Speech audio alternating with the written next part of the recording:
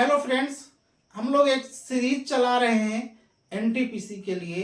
जो एग्जाम में पूछा गया क्वेश्चन है उसको जो है हम लोग कम से कम समय में बनाने का प्रयास करते हैं। आइए क्वेश्चन को देखा जाए। एक क्वेश्चन दिखा है, कह रहा है कि एक व्यापारी कमीज को अंकित मूल्य से 6% कम मूल्य पर बेचता है और कह रहा है कि वह कमीज अंकित मूल्य लागत मूल्य से 15% ज्यादा रखता है, तो व्यापारी द्वारा अर्जित लाभ प्रतिशत क्या है। जब भी इस तरह का क्वेश्चन आए तो पहले आपको क्या करना है, सीपी मान लेना। सीपी मानना है ना। आप एसपी मानेंगे थोड़ा सा मतलब जो है गड़बड़ा सकता है, लेकिन आपको ऐसा नहीं करना है। आपको क्या मानना है, हम बोल रहे हैं सीपी मानना है।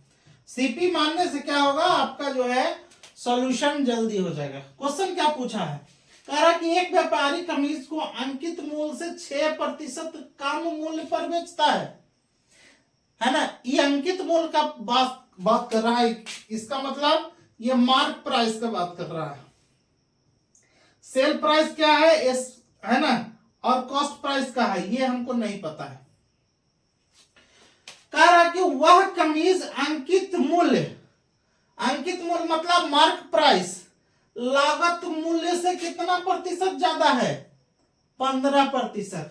इसका मतलब सीपी अगर हम 100 मानते हैं तो कह रहा है कि अंकित मूल्य मतलब कितना, मार्क्स प्राइस है ना, कितना मार्क करता है, मतलब अंकित मूल्य जो है लागत मूल्य से 15% अधिक।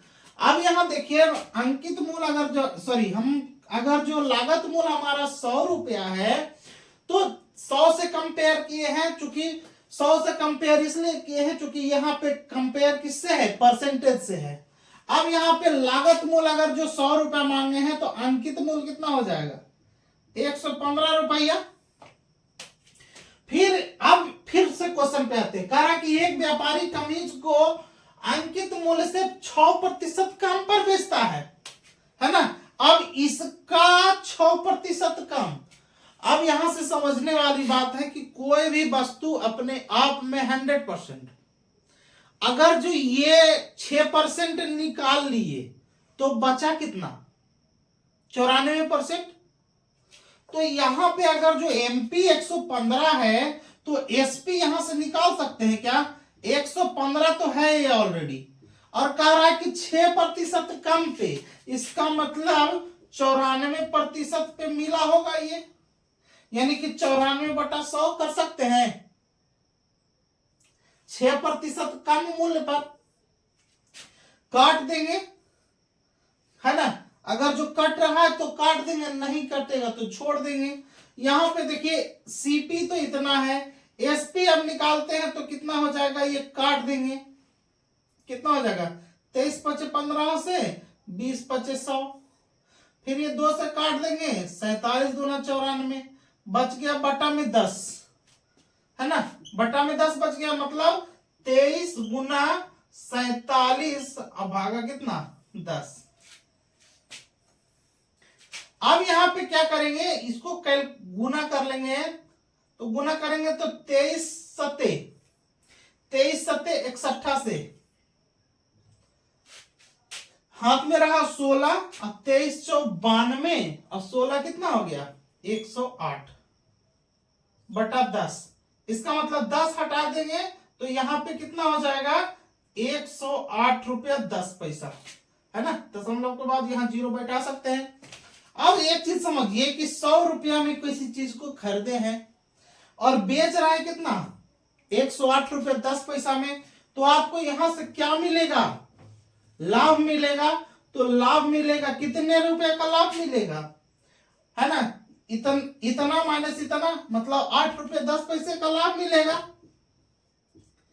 गुना 100। लाभ आपको किससे होगा, इसी से होगा ना। अब सीपी मतलब 100 कितना 8.1% प्रॉफिट है ना। ये प्रॉफिट परसेंट तो निकाल ही रहे थे, तो यहां पे लिखने की जरूरत नहीं। अब यहां एक चीज समझिए, अब तो यहां हम लिख करके बनाए ना, 100 मानने से हमारा ये फायदा हो सकता है कि हम सीपी 100 माने हैं और एसपी जो है हमारा कितना 108। तो जब 100 ही माने हैं और इसका कंपेयर भी 100 से ही होगा, मतलब अगर जो परसेंटेज लाभ या हानि निकालना होगा तो सिर्फ इन दोनों का अंतर निकाल देंगे तो कितना हो जाएगा 8.1 आएगा और जो आएगा आंसर। तो 100 मान के बनाएंगे तो ऐसे बनाना पड़ेगा, ये आंसर डायरेक्ट आ जाएगा, ये लिखने की जरूरत नहीं पड़ेगी। ठीक है, क्वेश्चन एग्जाम में पूछा है, कह रहा है एक वस्तु 12% हानि पर बेची गई। कोई भी वस्तु है उसको 12% हानि पर बेचा गया है। कह रहा है यदि इसे 49 रुपये अधिक मूल्य पर बेचा जाता, कह रहा है कि जितना में बेचा गया था उससे 49% अधिक में, अगर जो 49 रुपये अधिक में बेचा जाता तो 2% लाभ होता है ना। तो कह रहा है कि वस्तु का क्रय मूल्य क्या है। एक चीज को समझिएगा, है ना, यहां पे मान के चलिए कि यहां से यहां हमारा डिस्टेंस हमको यहां से यहां तक तय करना था, लेकिन हम यहां से यहां ही तय कर पाए एक बार में। अगली बार अगर जो हमको बोला कि हमको यहां से यहां ही तय करना है, लेकिन हम तय कहां कर गए, यहां से यहां तक तय कर गए, तो पूछेगा कि इन दोनों स्थितियों में, है ना, ये दो को जो कंडीशन उत्पन्न हुआ उसके बीच में डिफरेंट क्या हुआ। तो डिफरेंट क्या हो गया, हमें यहां तक पहुंचना था यही पहुंचे, और हमें यहां तक ही पहुंचना था दूसरी बार में तो यहां पहुंच गए। तो ये जो है यही जो है डिफरेंट कहलाएगा, डिफरेंट कहलाएगा। इसी पे ये आधारित क्वेश्चन है। क्वेश्चन को देखिए क्या कर रहा है कि एक वस्तु को 12% हानि पे बेचा गया, आपको 100% अगर जो मान के चलते हैं कोई भी चीज, तो 12% हानि पे बेचा गया तो इधर ही रह गया लॉस। फिर कह रहा है कि इसे कितना 49 रुपए अधिक में बेचा जाता तो 2% का लाभ होता। ये तो आप सीपी मान रहे हो तो 2% का लाभ होता, मतलब यहां पे 2% क्या हो जाता, प्रॉफिट हो जाता। तो कह रहा है कि ये वाला कंडीशन और ये वाला कंडीशन में कितना का रुपया का जो है हेर फेर हो रहा है, 49 रुपया अधिक होता है, मतलब यहां से यहां के बीच में जो है 49 रुपया का अंतर है।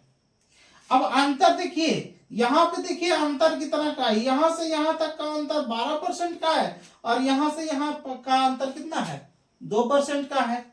इसका मतलब क्या है कि अंतर ओवरऑल कितना हो जाएगा, ये तो 12% और ये 2%, यानी कि 14% का मान किसके बराबर है, 49 के बराबर है ना।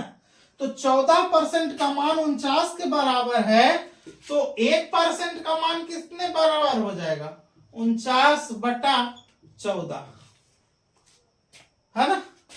हमें निकालना है किसका, हमें निकालना है, अब कोई भी वस्तु अपने आप में 100% होता है तो 1% का मान ही न है, 14% का वैल्यू 49% के बराबर, 49 रुपया के बराबर, मतलब ये 14% का वैल्यू है ना।